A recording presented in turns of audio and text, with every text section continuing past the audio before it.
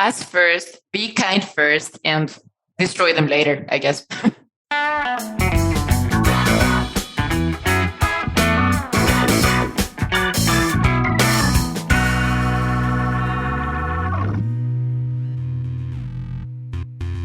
Today, we make IP your business. It's a podcast that explores how intellectual property positions a company to succeed or stumble. I'm Allison Mages, head of the IP commercialization section at the World Intellectual Property Organization. We call this season Video Game Development, a quest for IP. Join our adventure through 5 levels of game development, where you'll hear from industry experts about how these rights will help your business level up or reach game over.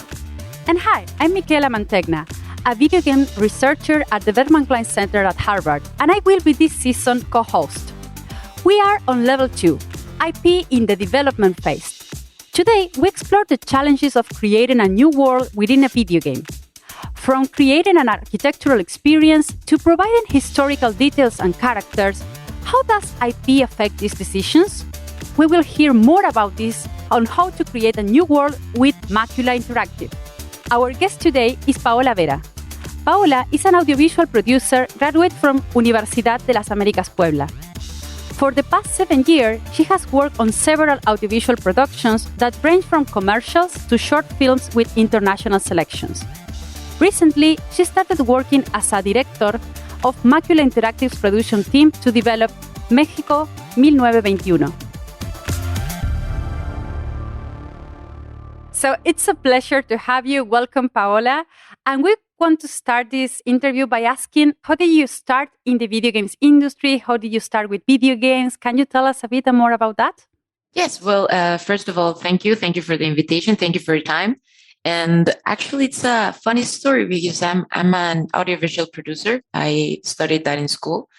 That's what I've done for the past 7 years of my life. You know, I've worked on different productions that go from commercials to some short films that actually went to a Cannes Film Festival. And it was a fun time. And then pandemic hit. And well, everything sort of went down the drain and we had to find new ways to be creative. It sounds wild, and it was, and it is, and it's probably still going to be. But that's how we got in here. We actually just gathered everything we knew about producing things out of visual products and put it into video games and grabbed a huge mirror and said, you are a great ignorant about this, so you might as well ask people who know. And we started making a lot of friends in the industry through a documentary. We did know how to make documentaries. So we reached out to Mexican industry, Mexican developers, Mexican academics that talk about games. And we made a small documentary series that's called Ludens, like Homo Ludens, but just Ludens. And that's actually how we got into the industry, literally knocking on doors and said, hey, you seem like a really cool person. Could you just teach me about what you do? And that's how we got here. You are saying this is how Macula started. And I wanted to ask you, because we are both Latin American, is Macula, Macula, and what does Macula mean? Macula, it's got an apostrophe on the A. So in Spanish, yes, It's got the action over there. So it's Macula. Actually, we've got a lot of different opinions on the name, but it all began because we wanted to refer to the piece of the eye, or the part of the eye that lets you see things with detail, that allows people to see detail in things.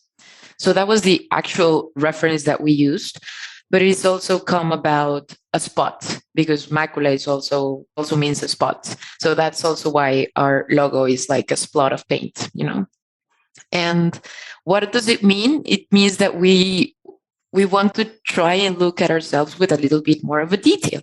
We want to look into our history with a little bit more of a hard eye, And yeah, that's what we wanted to do with Macula. It's a really, really cool name. That's super. I have to say, and also it's so inspiring to go from film to video game and think about how these are, hugely creative industries, but still quite different. And it sounds like you've been on quite a journey. So I have to ask, maybe just to get us started, when did you first hear about intellectual property? I actually first heard about it in school when I was in university, because Yeah, cinema has a lot to do with intellectual property. And I've been fortunate enough to grow in a family with lawyers. So I've always been close with the law and you know what has to be done and how people have to be smart about it. So when we started the company, the first thing we knew what we had to do was register the idea and our characters. And we also knew it was a complicated thing because it's not an original story from the point of view that it's a historical point. It's a historical story, but we did write original characters. And our story is actually a fiction written into Mexican history. So I called my cousin and, got advice. And I try to get close to people that know most because I tend to not know a lot. And I actually like to know people and what they know about things. So that's how I heard about intellectual property and how to take care of it. It's been a long journey. We've known and we've met a lot of different teams that work on it. And right now we are comfortable enough with a team that's been real close and guiding us through this maze of lawyers and IP things because it's a maze. That's what it is. Absolutely. I wanted to touch upon something you were saying about Macula and the way that you want to create or recreate history. How do you see this about games helping to preserve and transmit culture, in particular in our region in Latin America? It's a great question. It's a beautiful question with a beautiful answer, actually. That's a huge recommendation that I always tell everybody that tells me, how do I get into the game industry? Just get into game jams. Start making games as quick as you can. That's actually how we got the idea that history and art and cultural patrimony can be preserved through video games. There was a game jam that was organized by Mexican Digital Cultural Center and the Institute of, oh my God, this is difficult for me. I'm sorry. The Institute. Say it in Spanish, no worries. El Instituto Nacional de Antropología y Historia. So it's the National Industry of History and Anthropology. And they made this game jam or organized this game jam for people to come and design games talking about the cathedral.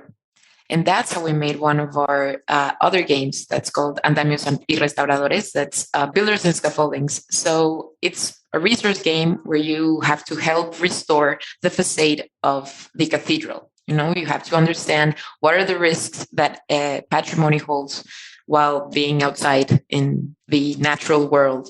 There's wind, there's water, there's birds. And that's when we said, so you can actually protect history and help divulge history through video games. And that's what planted the seed in us to said, maybe we should be doing games about this, not about anything else. We should be doing games about this because we like art. We really do like it. And we like history and we like culture and we like games. I wanted to touch upon something you say, how video games connected you to your friends during the pandemic, because there is a lot of people that says that video games is, and particularly in our culture, you are losing time playing video games. What do you say to a person that's a skeptic about video games and how can video games can help society and connect people? I guess we forget how to play, and that play is an innate part of life. And that we should not be thinking of playing as the counterpart of productiveness, because games do not stop you from being productive.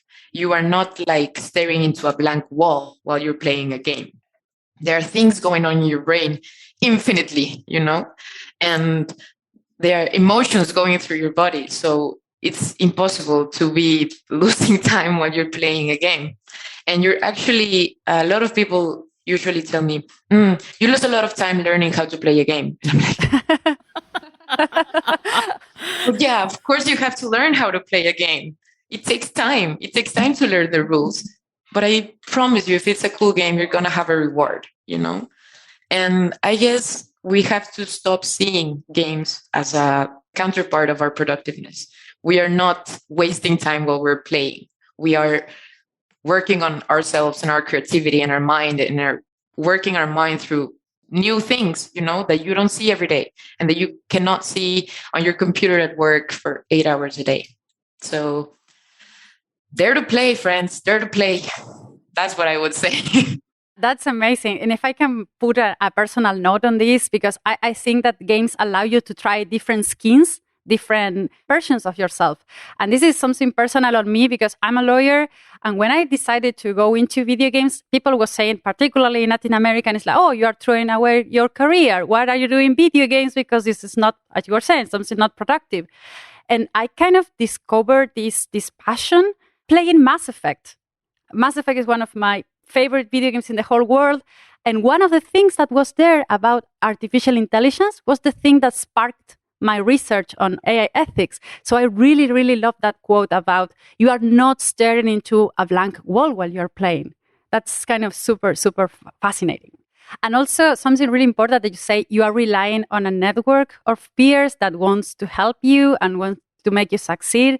And sometimes and this connects with what Alison was saying about innovation. Sometimes when you are the only one doing it, that shows you that you are on the correct path because you are doing something that nobody did before. And that in the long run is going to make you successful. And that's what innovation is all about, like creating new paths across things that we don't know. Absolutely. Grabbing the machete and going into the jungle, Absolutely. So, okay. So I'm going to switch gears just a little bit because Mikhail told me I could ask a couple questions. Of course. Too. Yes, of course. Go. Just kidding. So your games use historical elements as part of really like a real core part of what you're building. So what kind of challenges are there when you're using real buildings and real art to building a game? It's really complicated. It is not an easy job. It is not an easy structure that you have to build because that's what it is. Recapitulating a little bit, because of how Macula started, it all started like really romantic, So we built these prototypes thinking that we were going to work with these people and that everybody's going to say yes and that everybody's going to jump into the project and everything's going to be great, And then you go out there and it's like, okay, it's going to be a little bit harder than that, but it's not impossible. So what we did was we narrow it down, just like thinking about it like a game design. I think you have to go to the simplest thing, the most basic thing for your game. That was like, okay, we're talking about Mexico. So what is the institution that we need to approach first? Like how are we going to talk about this? So since we already had the background with INA, that's the Instituto Nacional de Antropología y Historia, we started knocking doors over there and like, hey, we want to do this. Do you know who should we ask about? Who are we going to ask permission to? And they started pointing away. And actually, I was really lucky to get into a conference about intellectual property, an institution and some lawyers here in Mexico that were kind enough to share their experience. And it was really interesting because they've done this for a couple of movies, of historical movies. And I said, okay, that's what I need. I need that one. And I called them up and I said, hey, I have this project. Would you be kind enough to take a look at it and just show me the way? And they were really kind enough because they showed us the way. They read the entirety of the script. They went through every character, every piece of art, every piece of document that we were mentioning in our script. And we work with the light stop, red, yellow, green, we work with those. We have like a code. So we have the greens that are like a go. Those are not a legal problem. Just go with it. So we started working there. This is a go. Just put it into the game, put it into the game, put it into the game.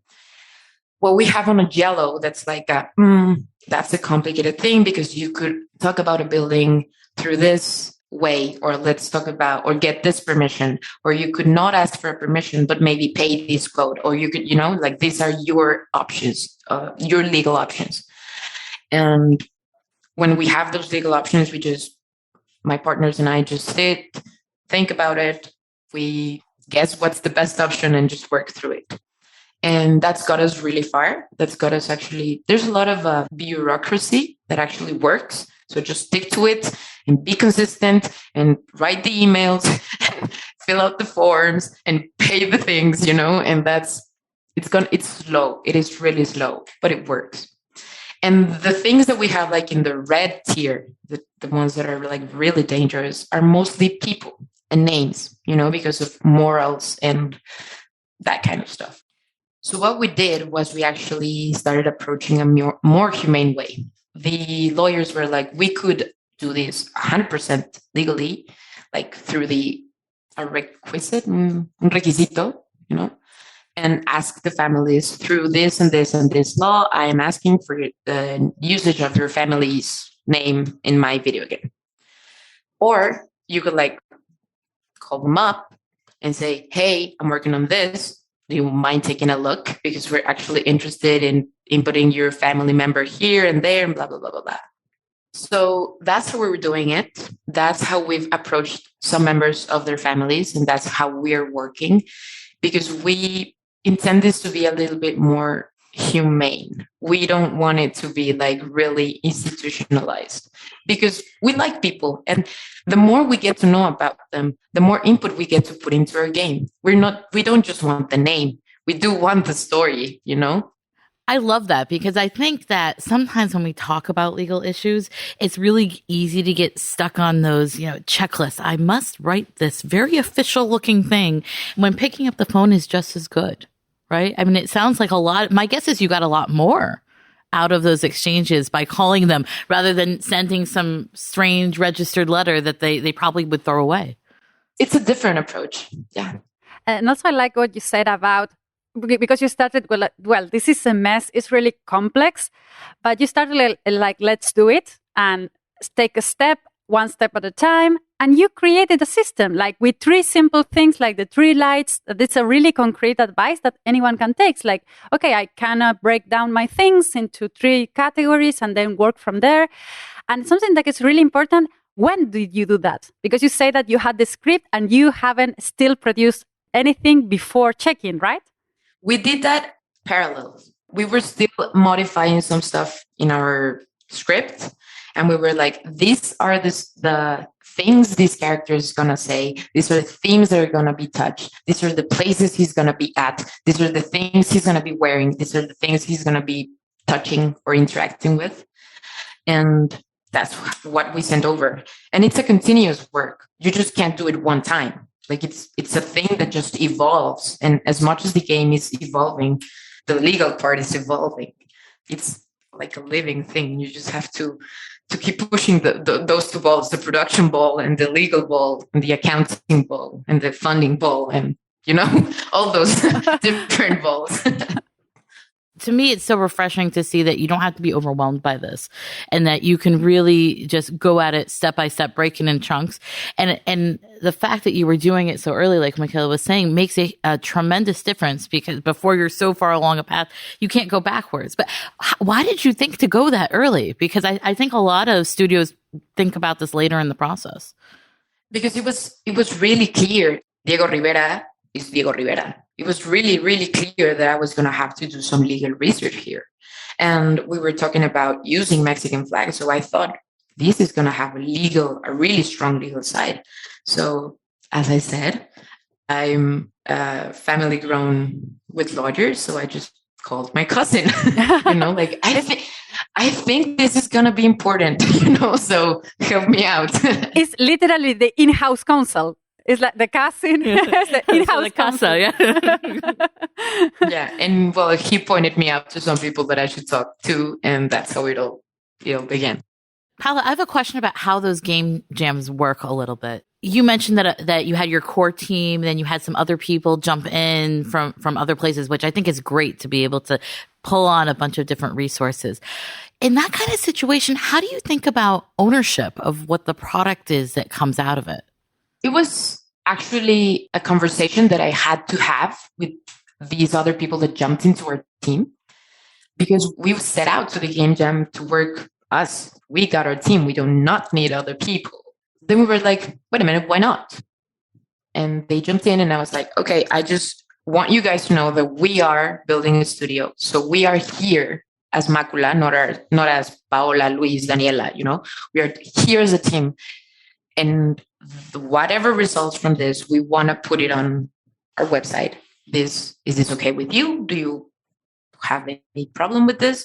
And they were really cool about it. Of course, they are credited on what they did on the game, but they were okay. This was a conversation we had because obviously it's complicated, but I wanted to be straightforward and just like, hey guys, if you're not okay with this, would you mind just like looking for another team because we're really looking forward to this?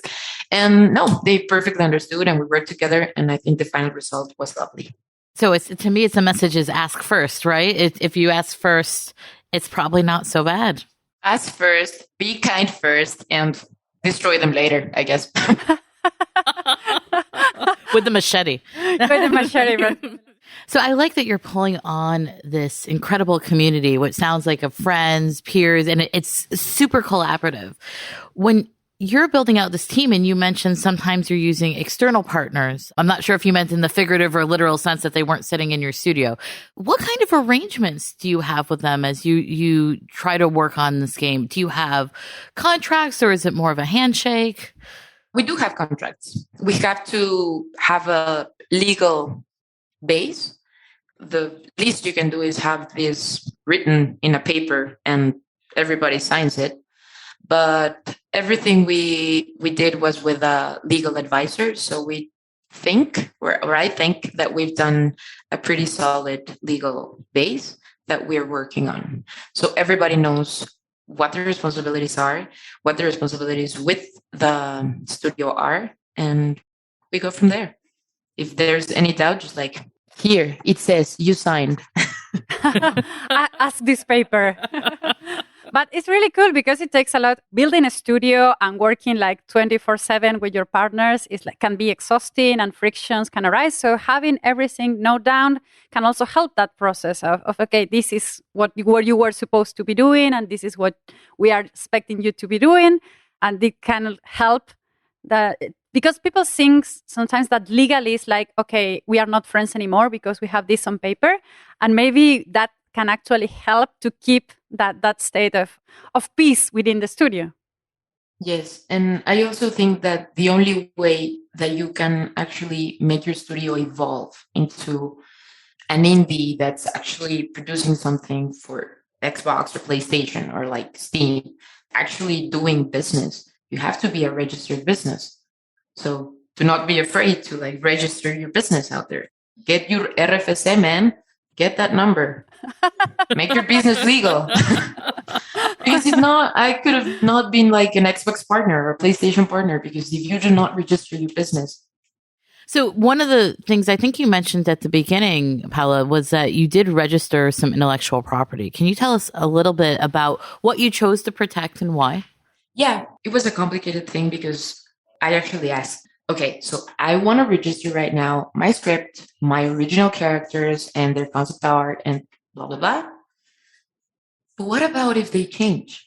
What about if Juan loses an arm in the game and now he doesn't have an arm, or a kid just grows up in the game and looks completely different than the tiny character I just registered? And so they said, oh yeah, you have to register that too. And I was like, oh, thanks. So what I did was actually another thing, sort of like the lights, the red, yellow, green. We did the basics, the original characters, the script, the logo, the name. And then we worked for a couple of months more, or more than a couple of months. We worked for like 8 months, almost a year without touching that. And then I knocked over on the lawyer's door and said like, hey, we got like 4 levels now built. So what's going on? Should I be registering this? And I think you can, and I think you should, but it is also a thing that you should plan about because it costs money. I think you should also plan when to register new things when you are final on them. Because video games are really iterative, they just go over and over and change and not go back. And now the level is 3 rooms instead of 1, and the advice that I got was reach your milestones and register milestones. Whenever you have final milestones that are like really important and you are like, oh yeah, this is done, go and register that if it's relevant. And that's what we've done. Making games in Mexico is for the brave, is for the passionate, and is for the really organized people too. And so I would say, yeah, don't be afraid, just jump into it and do the job. do the work, because it's actually a job. It takes like a whole lot of passion, a lot of organization. And Paola, we can see, and everyone that meets you can see that you have all of those things and that you're going to be successful. And we wish you like nothing but the best for your project. And we want to thank you so much for sharing all this insight and wisdom with us today. And if you can close with like little quote of advice, you give us so much, but a little advice for those that are just starting this path, what that would be? A piece of advice for somebody who's just starting in the video game industry: just do it. Do it. If you have an idea and if you're passionate about it, I think that the most important thing about an idea or anything is the passion you put into it. If you're not really passionate about your project, I don't think it's going to get very far. But if you can share a little bit about that passion with at least one person, you're winning. So dare to do it, and it's going to be hard. It really is. But you can do it. I think we all can. We all know that you can. So Absolutely. Thank you so much, Paola. It has been wonderful to have you. An absolute pleasure, really. It has been wonderful to be here. Thank you. Thank you so much for your time and for the invitation. It's been really great. So as Paolo said, developing a game and thinking about IP go hand in hand. Putting it together for us is Professor Gaetano Demita in his Power Up introduction. Gaetano, to you. During the development phase, your creative process will be fluid and your video game constantly evolving. This makes it the ideal time to make changes to maximize intellectual property protection of your original creation and to avoid infringing other people's IP. This is why it's always good to think about IP every time you reach the point in which you're sure or relatively sure that the content is not going to change in the final product.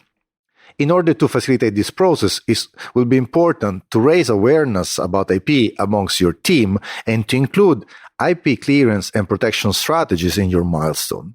IP clearance means checking that you have the rights you might need to launch the video game safely. And start with those elements that will be expensive to change later on. For instance, the title of the game, the name of the main character, the plot, the storyline, the engine, or the software you're using. It'll be easier if you kept records. Remember, we discussed it last time.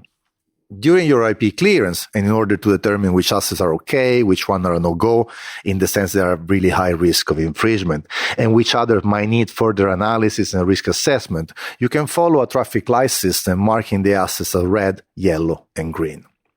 Another good practice at this stage will be to conduct as soon as possible what is called a knocked-out search, to check if there are any similarities with any pre-existing right. You might not be aware that the title of your game is already a registered trademark by a competitor, or the name of your character. The sooner you find out, the better, because you will have to change them eventually. You will have to apply for a license in order to use them down the line. And a good advice is, for instance, to immediately type in your favorite search engine the term that you want to use and to find out whether or not someone else is using. Or, for instance, conduct a quick search on the free WIPO databases. The other side, when it comes to protecting your video game, in copyright the process is straightforward and as there are no formalities, and thus the majority of your original creation are going to be protected by copyright. For trademark and design, you will have to continue to do what you started doing in the consent phase to ensure that titles, names, particular symbols are not similar to the one already registered by competitors. Because not only there is a risk of infringement, but also these similarities will make it more difficult for your creation to be fully protected. If you have to change something to avoid paying a license or to increase the scope of your protection, it's better to do it now. Also, if you're doing something different and very innovative, this is the time to talk with a patent attorney to determine whether there is scope for a patent application. Clearance and protection strategies, they go hand in hand. And if you want to apply for a registered IP, for instance, trademark or design, it's important to do it as soon as possible. But in this phase, they might be still evolving and might not be advisable to register something and spend the money if you're not sure you're going to use it at all at the end. Before concluding today's Power Up, I would like to refer to the issue of using in your video game real-world objects and persons, including historical ones. This conversation and the clearance process goes far beyond IP, as most countries have legislation on commercial use of their cultural heritage and historical figures. If this is your plan, I would strongly suggest you to contact legal counsel just to get an idea of what the clearance process might look like, who is in charge for that assets in the countries in which you are taking it from, and in the countries in which you want to distribute your video games in. And that's a wrap for Level 2. Stay tuned for the next episode of Video Game Development, A Quest for IP. We're going to hear from Tencent about the role of IP in launching video games at a global scale and how it can work for you too as an indie developer. Thanks for listening to Make IP Your Business. This podcast is brought to you by WIPO, the UN agency for IP that enables innovation and creativity for everyone, everywhere. You can find all the episodes, download the power-ups, and join the community on our website. Check out the show notes for the links. See you on the next level.